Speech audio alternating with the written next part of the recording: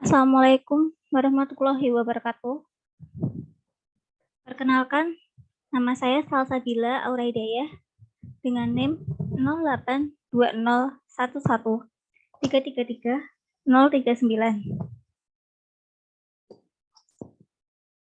Saya di sini akan mempresentasikan hasil UAS Fisika Matematika 3 saya.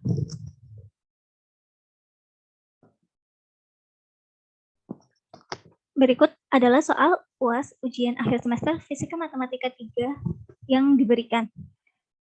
Soal UAS-nya itu berupa di samping terdapat gambar lintasan rel dari roller coaster yang mana mempunyai kelengkungan dengan titik A, B, dan C.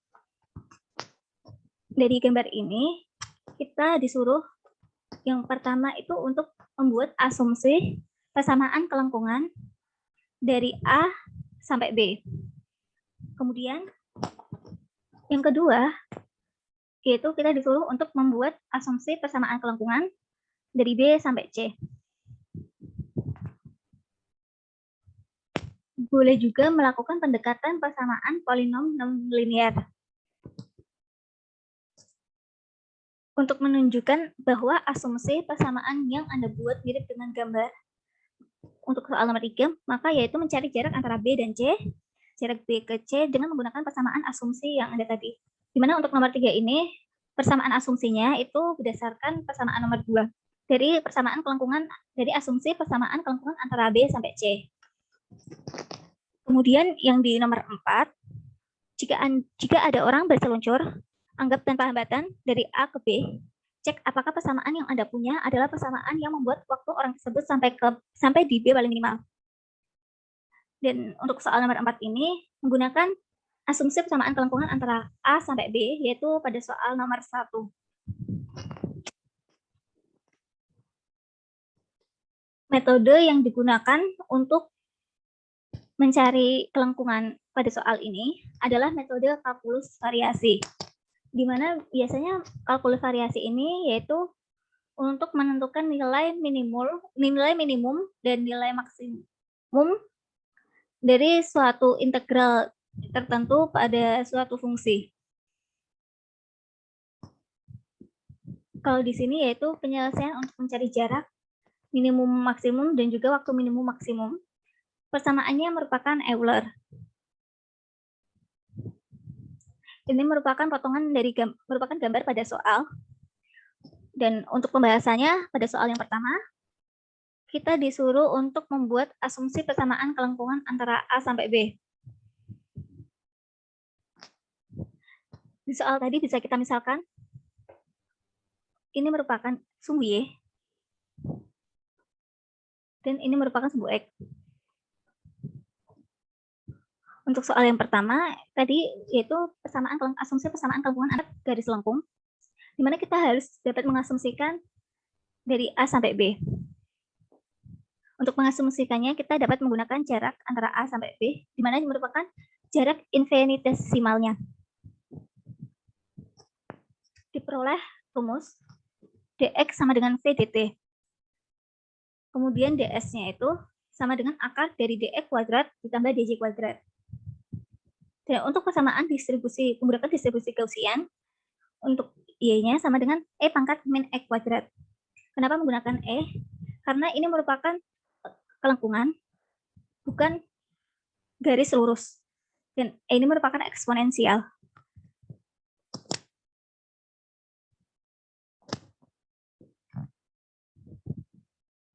Kemudian pada soal nomor 2, yaitu membuat asumsi persamaan kelengkungan antara B sampai C. Ini merupakan gambar potongan untuk titik B dan titik C. Nah, ini adalah gambar keseluruhannya. Kita bisa misalkan, untuk sumbu C sendiri, kita misalkan seperti ini.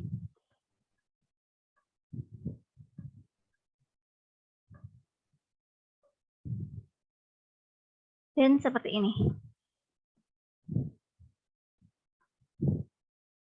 Misalkan pada titik ini, sumbu C-nya itu A, dan pada ini sumbu C-nya itu titik C-nya itu berada di YB.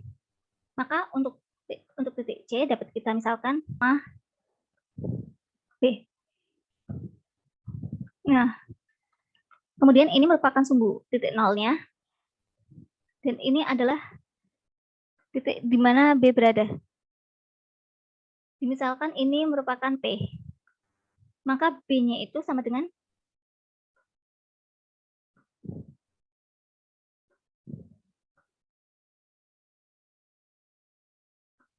B-nya itu bisa dimisalkan sama dengan P, 0. Mengapa P, 0? Karena saat di titik B, Y-nya itu berada di titik 0.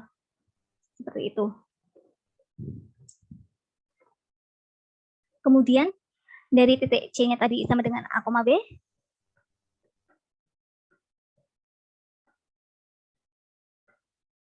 Dan B-nya ini merupakan P, 0.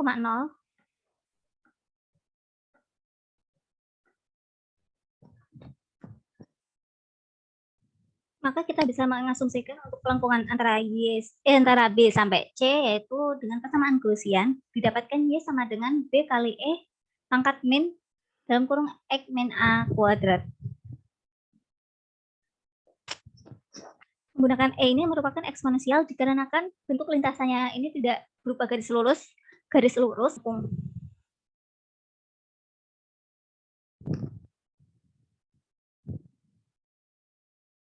Untuk soal nomor 3, mencari jarak antara B dan C dengan menggunakan asumsi tersebut. Nah, tadi sudah didapatkan bahwa asumsi pada soal B sampai C itu seperti asumsi pada soal nomor 2, didapatkan Y sama dengan B dikali E pangkat min X min A kuadrat. Kemudian untuk jarak B sampai C,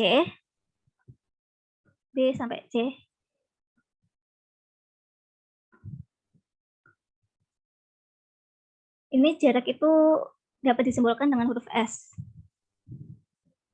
Nah, ketika sudah didapat nilai Y-nya, maka untuk mencari S, kita memerlukan DS. DS sama dengan akar dari dx kuadrat plus dy kuadrat. Kemudian jika dibagi dengan nilai dx, maka ds-nya sendiri akan sama dengan akar dari 1 ditambah dy per dx kuadrat dx. Dx-nya ini didapat dari turunan dari y, di mana dy per dx sama dengan min 2b kali x min a dikali e pangkat min x dalam kurung x min a kuadrat. Untuk mendapatkan nilai S, dari ds ini kita butuh mengintegralkan. Jadi S sama dengan integral dari ds.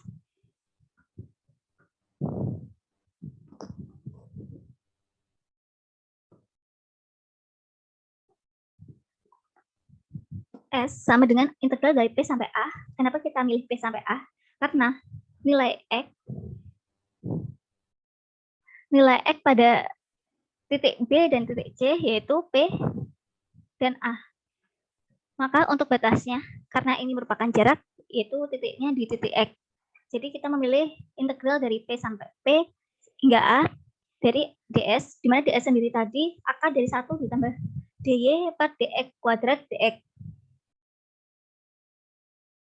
Kemudian dy per dx-nya ini tadi sudah kita dapatkan bahwa nilai dy per dx itu merupakan turunan dari nilai y.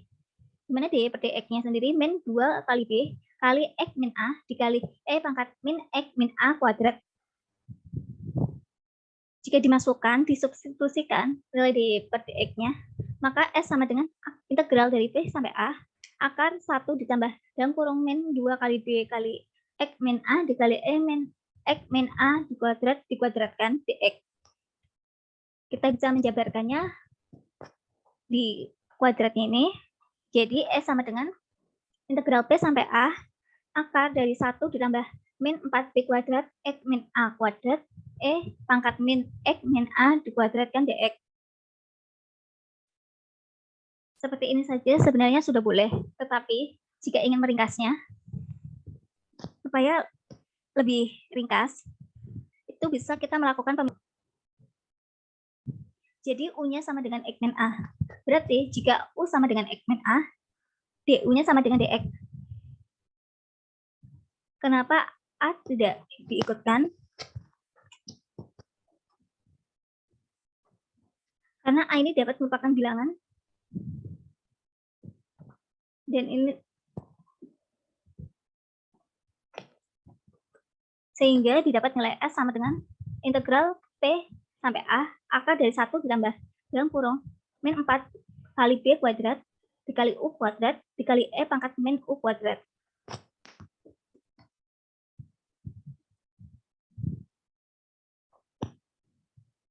Kemudian untuk soal nomor 4.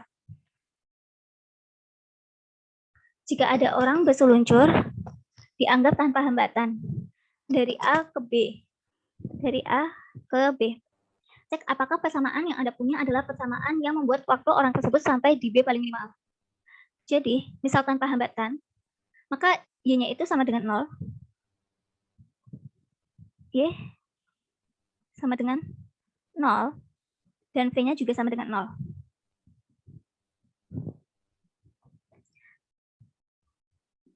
Jika sudah diperoleh jika didapat Y sama dengan 0 dan V sama dengan 0, kita dapat menentukan energi kinetiknya.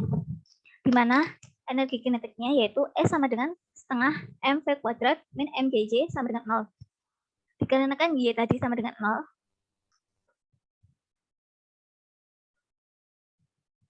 maka V-nya sama dengan akar 2GY.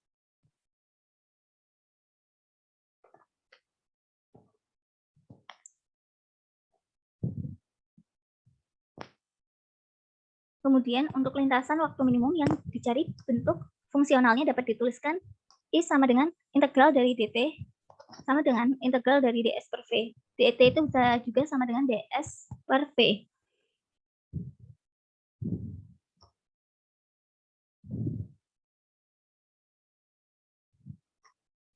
Dari rumus yang ini, ds per V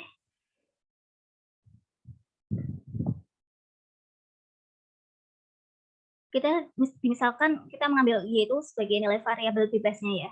Maka untuk fungsi terikatnya menjadi I sama dengan 1 per 2G integral dari Y2 sampai Y1 akar 1 plus X kuadrat per Y dy. Maka didapatkan nilai F-nya 1 ditambah X kuadrat per Y. Berarti ini merupakan nilai F.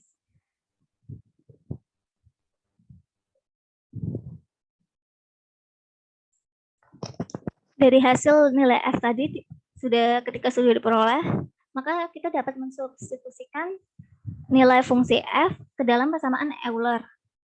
Di mana pada persamaan Euler ini del F per del X min del per del Y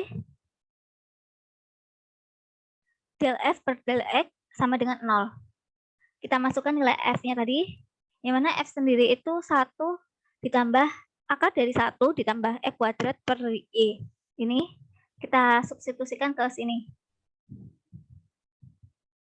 Didapatkan untuk del F per del X yang pertama itu ada sama dengan 0 atau del F per del X sama dengan X kuadrat per akar dari Y kali akar 1 ditambah X kuadrat.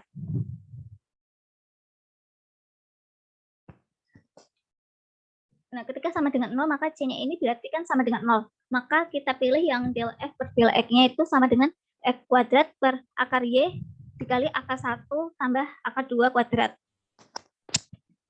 Kemudian kita dapatkan X per akar Y dikali akar 1 plus akar plus X kuadrat sama dengan C.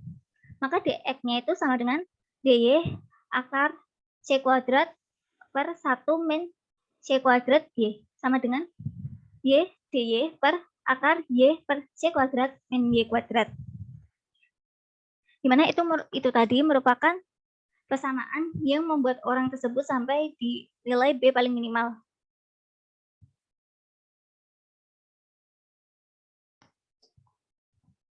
Dengan persamaan ini, maka orang untuk mencapai titik B paling minimal bisa didapatkan nilainya. Nah, kemudian selain itu, untuk menjawab soal nomor 1, 2, 3, dan 4, kita juga bisa menggunakan codingan pemrograman, di mana di sini tidak saya tuliskan, tetapi akan saya jelaskan sedikit. untuk mengetahui lebih mendekati, maka dengan codingan pemrograman kita bisa mendapatkan itu semua. Dan dengan begitu kita lebih mudah untuk menghitungnya, untuk mencari kelengkungan asumsi persamaan pada kelengkungan titik A sampai titik B dan titik B sampai titik C. Kemudian selain itu kita juga lebih mudah mengetahui jarak dari titik B ke titik C dengan menggunakan codingan pemrograman tersebut. Di sini tidak saya tuliskan, mungkin hanya rumus saja yang saya gunakan untuk menentukan kelengkungan dan mencari jarak. Mungkin sekian untuk presentasi hasil ujian akhir semester Fisika Matematika 3 yang dapat saya presentasikan. Untuk kekurangannya saya mohon maaf. Terima kasih. Wassalamualaikum warahmatullahi wabarakatuh.